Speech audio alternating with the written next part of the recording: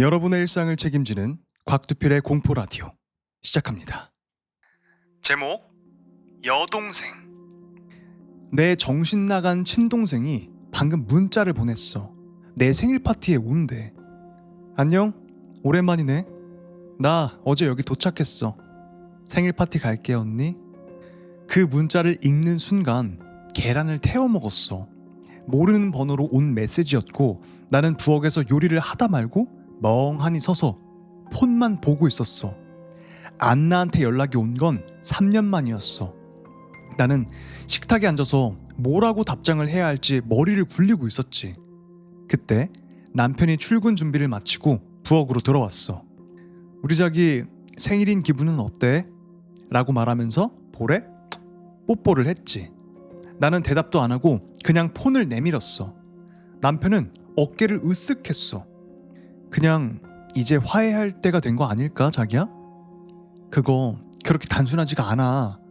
나는 남편에게 우리 자매 사이에 있었던 일을 전부 말한 적은 없거든. 남편은 그냥 자매끼리의 흔한 싸움 정도라고 생각해.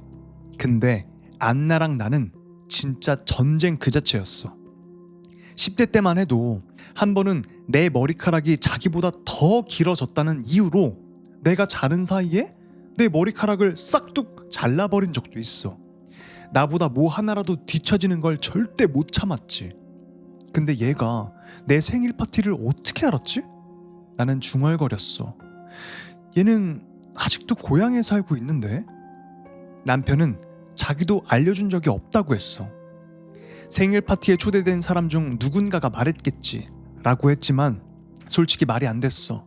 안나는 내 인생에서 지우고 싶었던 과거의 일부니까. 그래도 예의상 답장을 보냈어.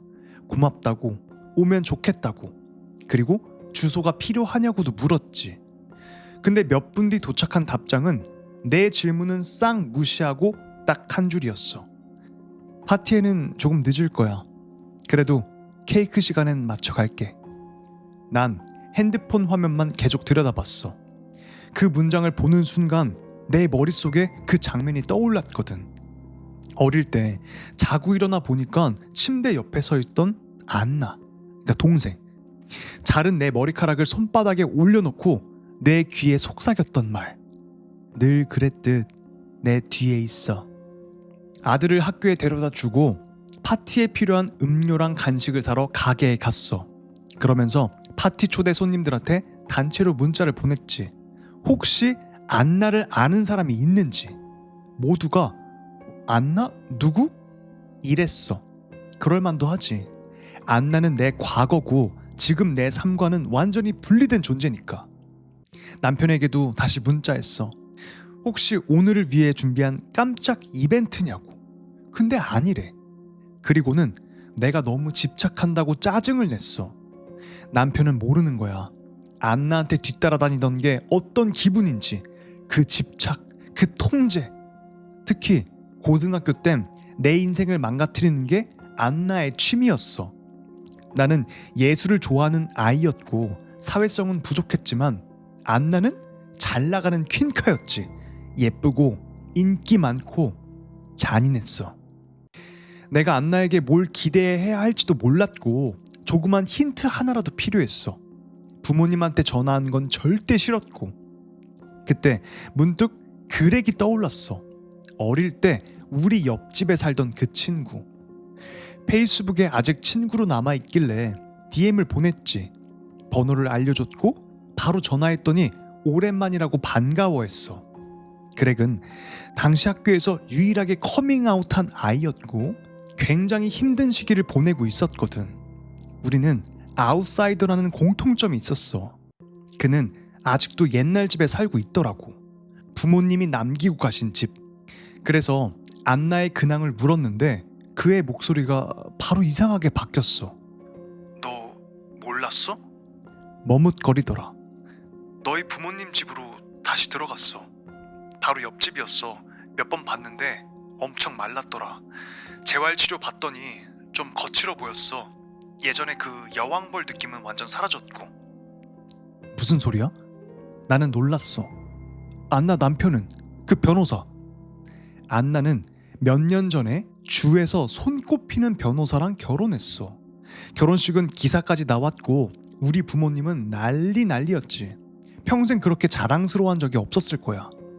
그렉이 한숨을 쉬었어. 몇 달 전에 헤어졌어. 안 좋게. 남편이 바람을 엄청 폈다더라.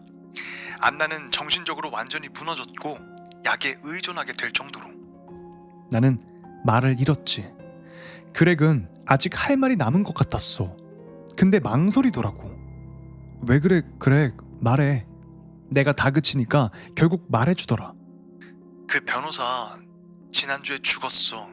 신문에는 자세히 안 나왔는데 되게 끔찍했다고만 하더라. 지역 소문으로는 마피아 관련 얘기도 있고 경찰이 네 여동생을 수사하고 있다는 소문도 있어. 파티를 준비하면서 갑자기 또 끔찍한 기억이 떠올랐어. 12살 내 생일날 안나는 특별한 그날이 내가 주목받는 날이라는 이유로 화가 난 거야. 그래서 케이크를 상에서 팍 밀어 떨어뜨렸지. 나는 안나한테 달려들었고 부모님은 항상 그랬듯 안나부터 감싸줬었지. 실수였다며 오히려 나한테 사과하겠어. 근데 다음날 아침 등굣길 버스에서 안나가 내 귀에 대고 또 그 말을 했어. 늘 그랬듯 내 뒤에 있어.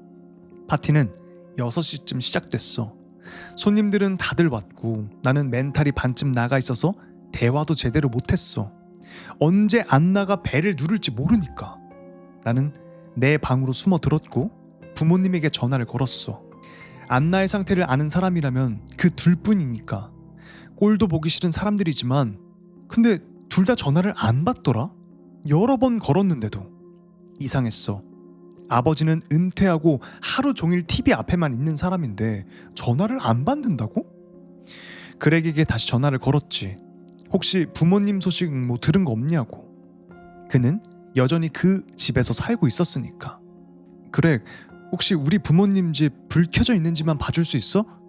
그랬더니 저녁 준비가 끝나면 바로 봐주겠대. 나는 다시 파티로 내려갔어. 친구들이 선물을 들고 와서 축하해주고 음악도 잘 돌아가고 조금 마음이 풀리는 것 같았어. 남편만 없었지. 멀리 출근했다가 오는 길에 가게에 들려서 우리가 예약해둔 케이크를 찾아온다고 했거든. 나는 남편한테 문자했어. 출발했냐고. 친구들과 와인 한잔 마시고 이야기도 듣고 잠깐이나마 안나 생각을 잊고 있었는데 그렉한테 전화가 왔어. 나는 다시 방으로 들어가서 받았지. 문을 두드렸는데도 아무도 안 나오시네? 그렉이 말했어. 부모님 집 앞에서. 밖에 나가신 걸까? 아닌 것 같아. 거실 불은 켜져 있고 트럭도 그대로 있어. 좀 이상한데 혹시 창문으로 봐줄 수 있어? 커튼 가려서 안 보이네. 문은 옛날에 잠그시지도 않았잖아. 그렉이 잠깐 망설이다가 문고리를 돌려봤어. 문 손잡이가 돌아가는 소리가 들렸어. 문은 열려 있었어. 잠시 정적. 몇 초 동안 발소리와 그렉이 부모님을 큰 소리로 부르는 그 소리만 들렸어. 그러다가 전에는 들어보지 못했던 소리가 들렸어. 그건 순수한 공포의 비명이었지. 그렉! 무슨 일이야? 세상에, 이게 뭐야 대체? 왜 그래 그렉? 뭐가 있는데? 너희 부모님이 피가 사방에서 흐르고 있어. 그렉, 여보세요? 그래, 그게 무슨 말이야? 내 심장은 미친 듯이 뛰고 있었어. 나 이제 경찰 불러야 돼. 미안 다시 전화할게. 그리고 또 한 번 세상에 라고 말한 뒤 전화가 끊겼어. 나는 다시 수십 번을 전화를 걸었지만 통화 중이었어. 그 순간 쿵쿵쿵 내 방문을 누가 두드렸어. 케이크가 문 앞에 있네. 친구가 말했어. 이거 냉장고에 넣어둘까? 나는 얼어붙었어. 무슨 소리야? 케이크는 남편이 가져올 텐데. 누가 리본 묶인 박스를 문 앞에 두고 갔어. 나는 거실을 가로질러 뛰어나갔어. 아까까지 웃던 친구들도 내 표정을 보고 조용해졌어. 문 앞에는 정말로 빵집 로고가 찍힌 케이크 상자가 있었어. 천천히 진짜 조심스럽게 리본을 잡았는데 상자 밑에서 붉은 액체가 새어나오고 있었어. 끔찍하죠? 난 상자를 완전히 열 필요도 없었어. 바로 보였거든. 칠흑 같은 내 남편의 머리카락 한 움큼. 입에서 비명이 튀어나오지 않게 손바닥으로 틀어 막았어. 그리고 내 오른손 아직 폰을 쥐고 있었는데 그때 진동이 왔어. 안나였어. 그리고 문자 한 줄, 딱 그 한 줄.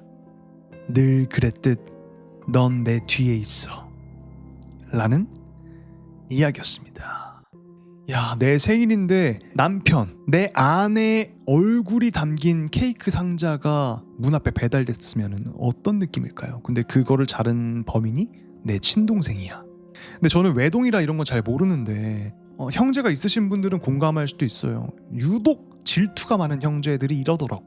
그러니까 이 안나도 이 이야기의 주인공한테 심하게 질투를 느끼고 무조건 언니는 내 뒤에 있어야 돼 라고 생각을 했던 것 같아. 근데 그걸 또 부모님이 오냐 오냐 둥실둥실 키워가지고 얘가 더 엇나갔던 거고, 그래서 이야기의 주인공이 부모님이랑도 의절한 것 같죠. 늘 그렇듯 넌 내 뒤에 있어야 돼 라는 말이 너무 소름 끼치는 것 같습니다.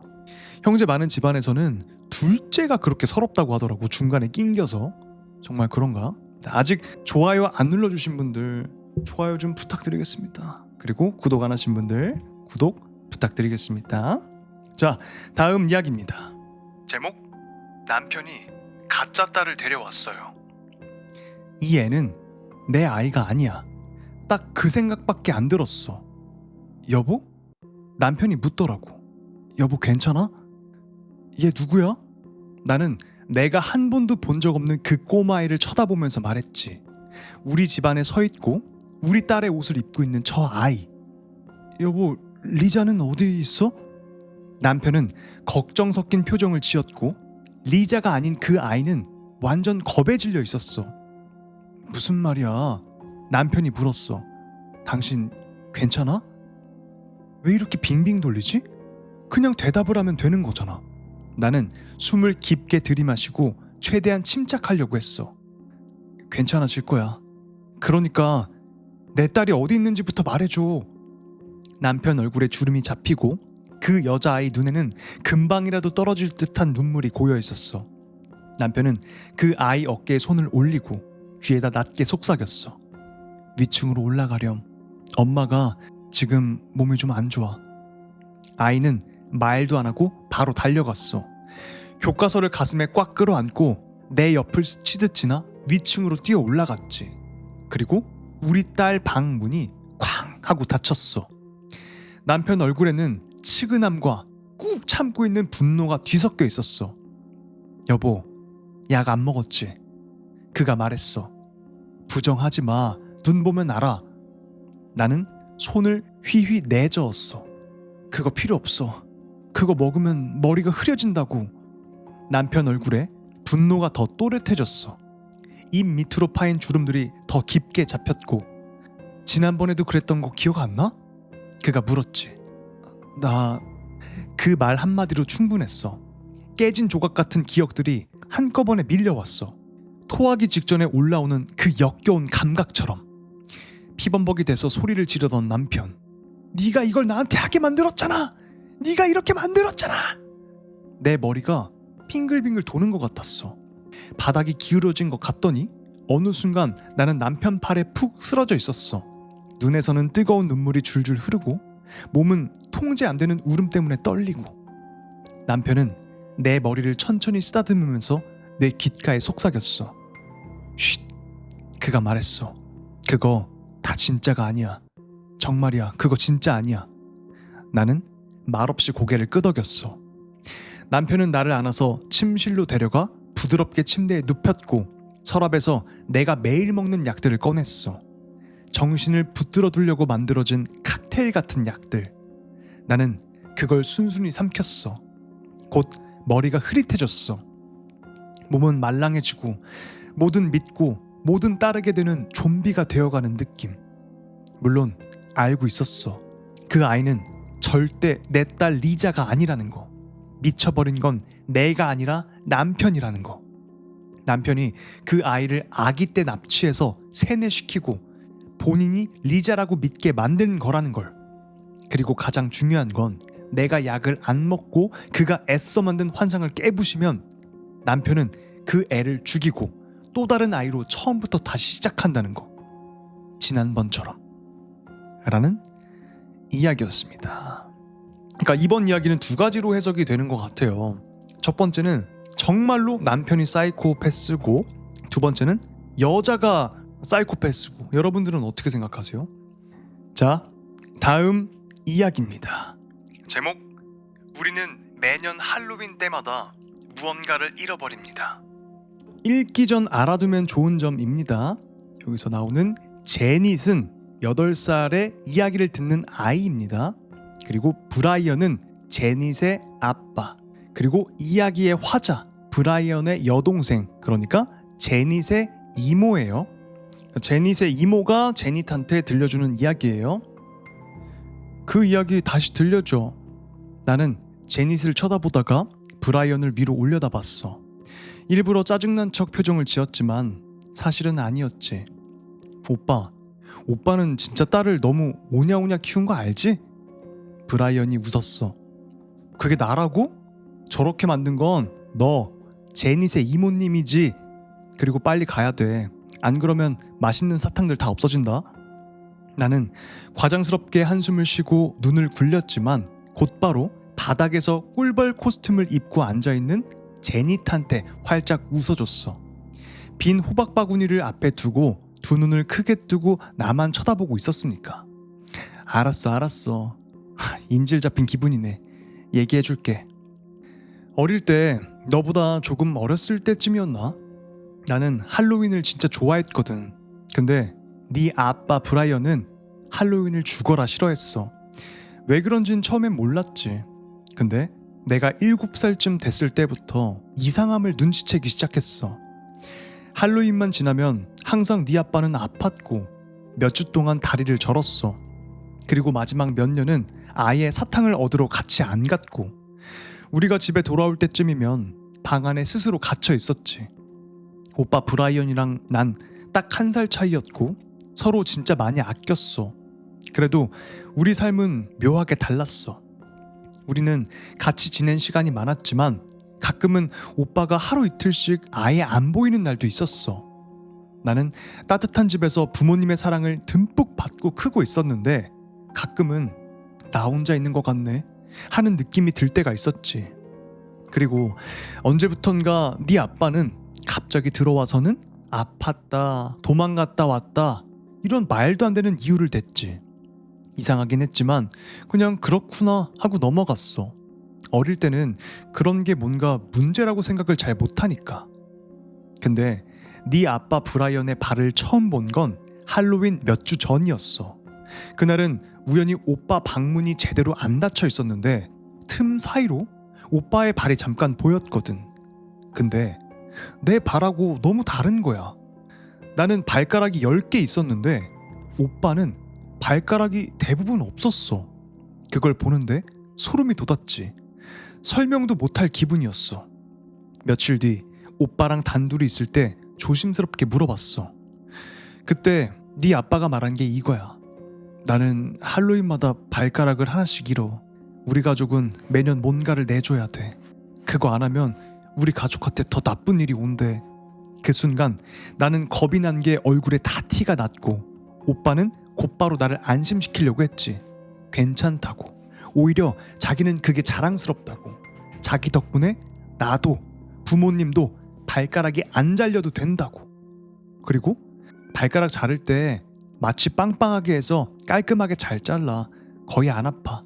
그리고 끝나면 아빠랑 엄마가 진짜 나 잘 돌봐줘. 그 말을 들을 때 나는 이해도 못하겠고 더 무서워졌어. 우리 아빠 의사였거든. 심지어 우리 가족을 직접 돌보는 의사. 그러니까 완벽하게 발가락을 자르고 치료하는 건 가능했겠지. 그리고 문득 깨닫게 되었어. 왜 오빠가 항상 비틀거리면서 걷는지, 왜 달리는 걸 못했는지, 왜 할로윈 근처만 되면 며칠씩 아팠는지. 나는 오빠한테 오빠 이거 잘못된 거야. 우리 이제 그만하자 라고 말했어. 근데 오빠는 고개를 절레절레 흔들었어. 우리 가족을 노리는 무언가가 있고 그걸 막으려면 매년 뭔가를 바치는 수밖에 없대. 우리가 할로윈 전에 호박등을 깎아서 현관에 두잖아. 자정 전에. 그 안에는 오빠의 발가락이 하나 넣어져 있었어. 그리고 다음날 아침이 되면 없어졌어. 오빠가 직접 확인했거든. 그게 진짜 괴물인지 아니면 부모님이 이상한 건지 증거가 필요했던 거지. 호박 안에는 말라붙은 핏자국이랑 꺼진 촛농만 남아있고 발가락은 흔적 없이 사라졌어. 그래도 나는 의심을 멈추지 않았어. 혹시 부모님이 미친 건 아닐까? 아니면 다른 방법이 있을지도 모르잖아. 우리는 집에서 공부하고 다른 애들처럼 밖에선 잘 안 놀았지만 그래도 바보는 아니었어. 세상에 발가락 먹는 괴물 같은 건 없다는 걸 나도 알았어. 하지만 아동학대를 하는 부모? 그건 현실에도 충분히 있잖아. 그때 나는 정말 화도 나고 무섭기도 했고 온몸이 떨렸어. 그때마다 나를 붙들어 둔 건 네 아빠 브라이언이었어. 필요하니까 그러는 걸 거야. 부모님은 미친 사람이 아니야. 내 발가락 자를 때는 미안해하는 표정까지 지으셔. 그리곤 오빠가 나한테 이렇게 말했어. 이번 할로윈에 내가 밤새 지켜볼게. 진짜로 뭔가가 와서 내 발가락을 가져가는지 아니면 부모님이 다시 꺼내는지. 내가 눈으로 직접 보기 전엔 나도 확신을 못하겠어. 라고. 그리고 만약 아무것도 안 오고 부모님이 발가락을 다시 꺼내기만 하는 거라면 그때는 내 말대로 하겠다고 말이야. 나는 오빠가 또 발가락을 자르는 게 싫었지만 너무 혼란스러워서 그냥 멍했어. 할로윈 며칠 전부터 난 배가 아프기 시작했어. 너무 무서웠거든.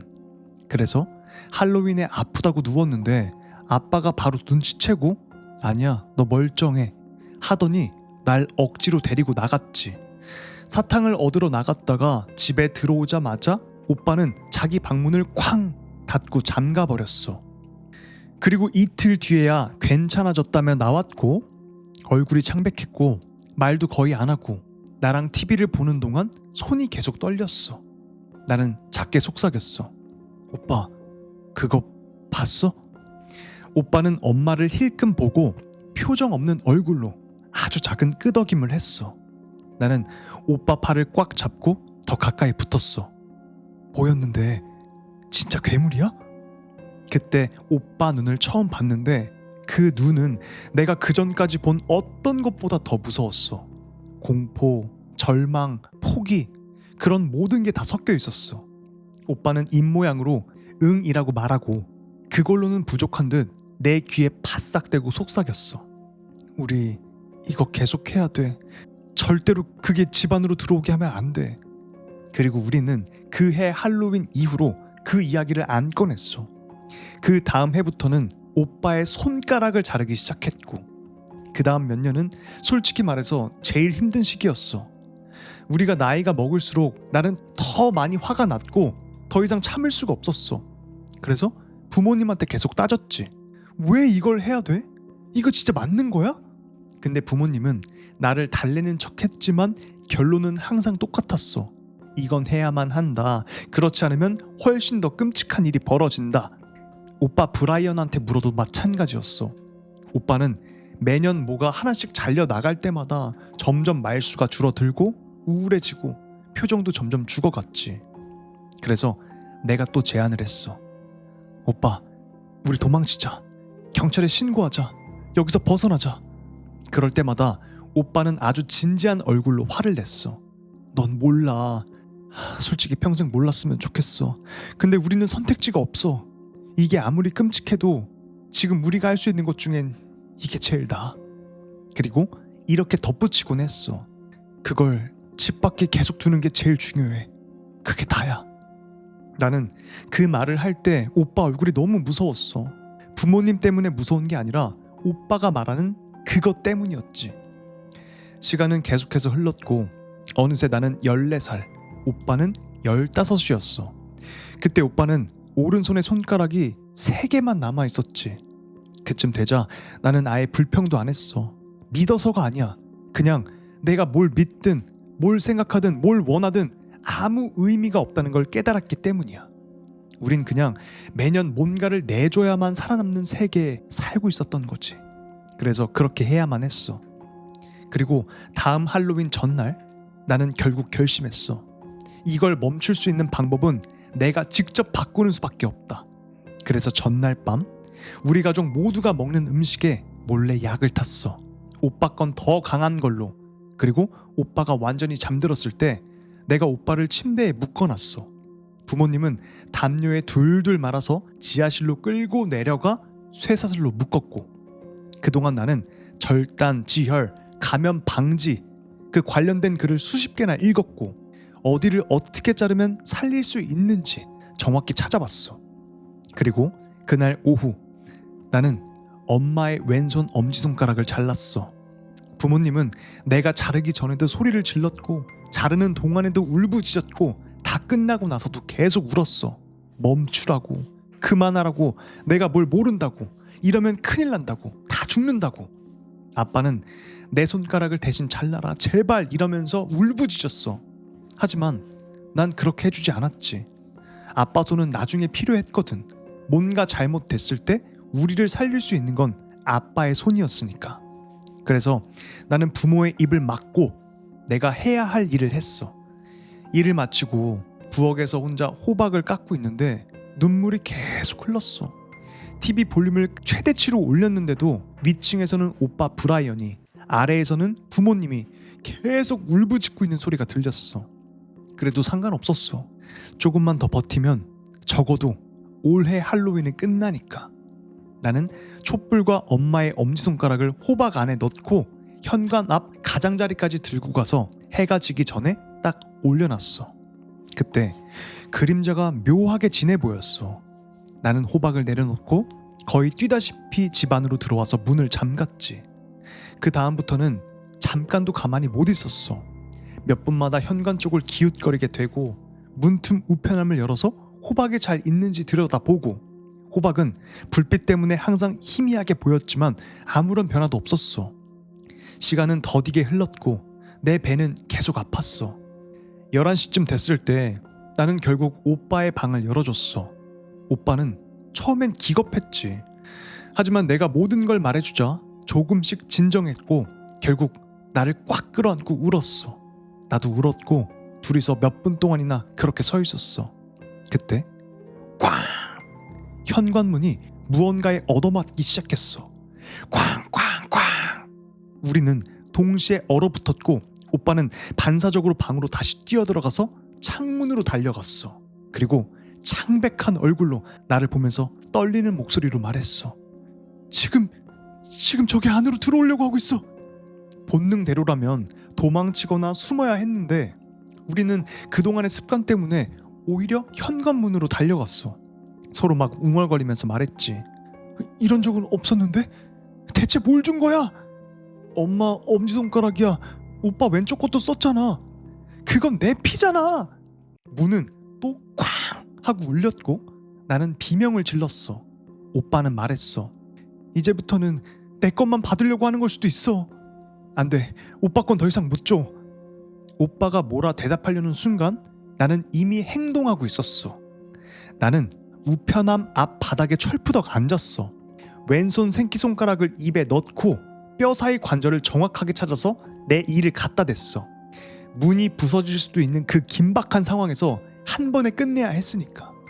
얼마나 아픈지 느끼기 전에 난 오른발을 들어서 내 왼발을 감싸 고정시키고 코로 숨을 크게 들이마셨어. 한 번에 깨물고 비틀고 당기고 밀었어. 뚝 하고 뭔가가 끊기는 느낌과 함께 나의 새끼손가락이 뜯겨 나갔어.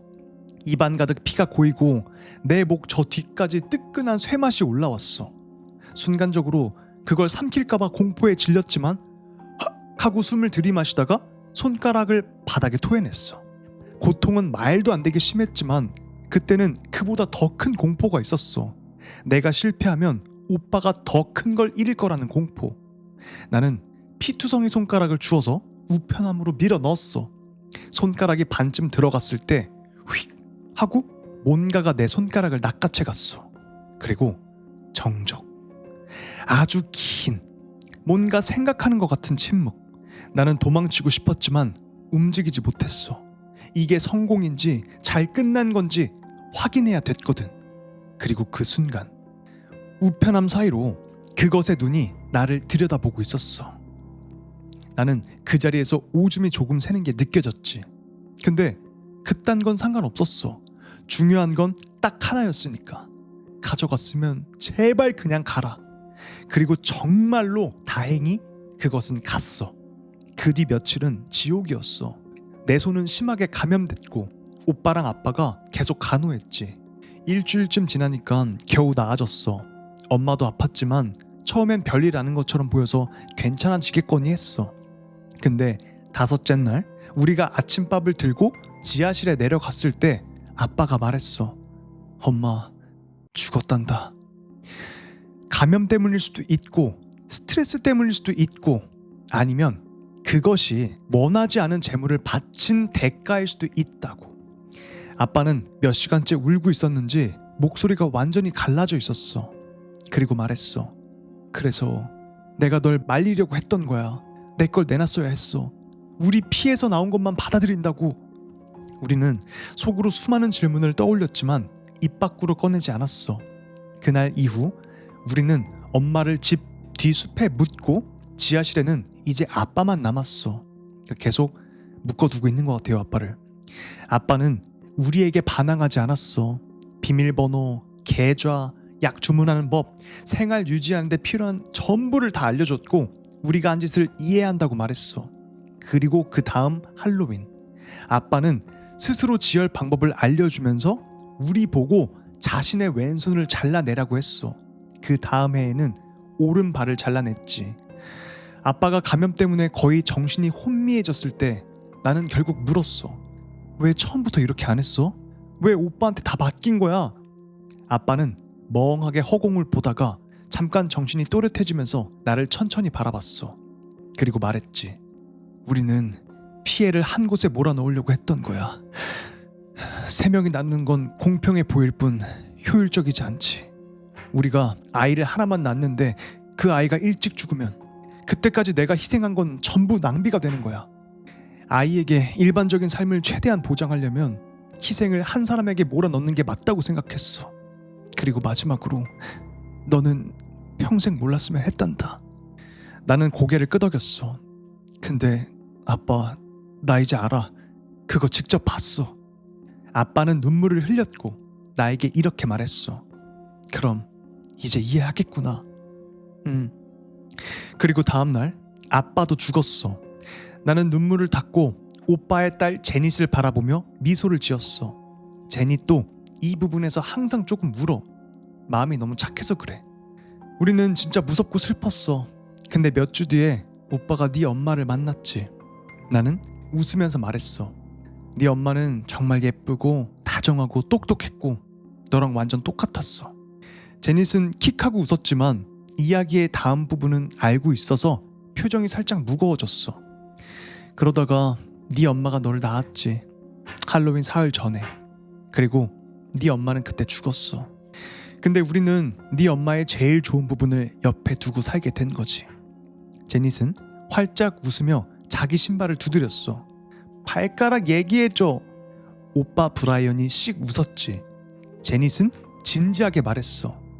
이건 내 발가락이야. 내 얘기니까 듣고 싶어. 나는 웃으며 고개를 끄덕였어. 그래 들려줄게. 네가 태어나자마자 너희 아빠랑 나는 네 발가락부터 먼저 떼어놨어. 그럼 네가 걱정하거나 괴로워할 필요가 없으니까. 넌 그냥 어릴 때부터 엄지발가락으로 걷는 법만 배우면 돼. 공룡 벨로시랩터처럼. 제닛은 콱 하면서 공룡 소리를 냈고 나는 박수를 치며 놀려줬어. 우리는 네 발가락을 냉동고에 넣어두고 매년 할로윈 때마다 사용했어. 녹였다 얼렸다 다시 넣고 해도 아무 문제 없더라. 그리고 네 덕분에 지난 8년 동안 우리가 다 살아남고 행복하게 지냈지. 오빠랑 내가 박수를 치자 제닛도 따라 박수를 치면서 깔깔 웃었어. 완전 이거 사이코들이잖아. 자, 이제 얘기 끝. 사탕 얻으러 가자. 그렇게 셋이서 동네를 걸어가는데 멀리서 아이들의 웃는 소리가 들렸어. 나는 제닛의 손을 슬쩍 잡아서 말했지. 왜 그래? 뭔가 걱정돼? 제닛은 작은 목소리로 말했어. 그냥 내 손가락이 걱정돼. 브라이언은 멈춰서서 제닛 앞에 쪼그려 앉았어. 그리고 제닛의 두 손을 잡고 말했지. 아가, 이제 아무도 너한테서 더 가져가지 않아. 그 말에 제닛이 고개를 끄덕였지만 표정은 여전히 불안했어. 나는 제닛의 머리를 쓰다듬고 웃었어. 걱정 마. 넌 할 만큼 했어. 그리고 제닛이 고개를 드는 순간 나는 웃으며 내 배를 가볍게 쓰다듬었어. 불룩한 배를. 이제부터는 네 남동생 차례거든. 이라는 이야기였습니다. 굉장히 끔찍한 이야기예요. 나 이거 처음에 읽었을 때 이게 뭐야 하면서 읽었거든요. 너무 충격적이라서. 이 가족들은 완전 미쳤죠. 자기 발가락, 손가락을 자른다는데 막 박수치고. 여기서 보면은 브라이언, 그러니까 이 아버지의 혈통 신체만 받아가는 것 같아요. 그러니까 어머니는 쓸데없이 손가락을 잘랐던 거지. 그리고 그것은 어머니의 손가락을 받아들이지 않았어요. 원하는 피가 아니었기 때문에. 제가 봤을 때는 이 아버지 가족 중에 이 혈통에 저주가 내렸던 것 같아. 뭔가 옛날에 큰 잘못을 했다든지. 이거는 그냥 단순한 귀신한테 바치는 게 아니라 뭐 고대의 신? 그런 약간 신급의 그런 악령? 그걸 건드렸던 것 같아. 그래서 저주를 받았고 계속 매년 할로윈 때마다 신체를 바쳐야 됐던 거죠. 아, 정말 너무 충격적이었고, 여기서 마지막 부분에 걱정 마, 넌 할 만큼 했어. 그리고 이모가 자기 배를 쓰다듬으면서 이제부터는 네 남동생 차례거든 이라고 했잖아요. 근데 제가 여기서 어떤 걸 생각했냐면, 뭐 보통은 처음 읽었을 땐 그랬어요. 아, 제닛도 결혼을 했고 애가 생겨서 이걸 이제 바치려고 하는구나 생각을 했는데, 설마 근친으로 브라이언 오빠랑 해가지고 임신을 해서 애를 만든 게 아니었을까? 왜냐면 가족의 안전을 지키기 위해서 애를 뵌 게 아니었을까 생각이 드는 거예요. 여러분은 어떻게 생각하세요? 이 마지막에 충격이 너무 셌어. 나는 네 남동생의 차례거든. 오빠 브라이언의 근친과 와, 모든 이 충격적인 이야기가 이 이야기에 다 들어가 있어요. 너무 잔인하죠, 그쵸?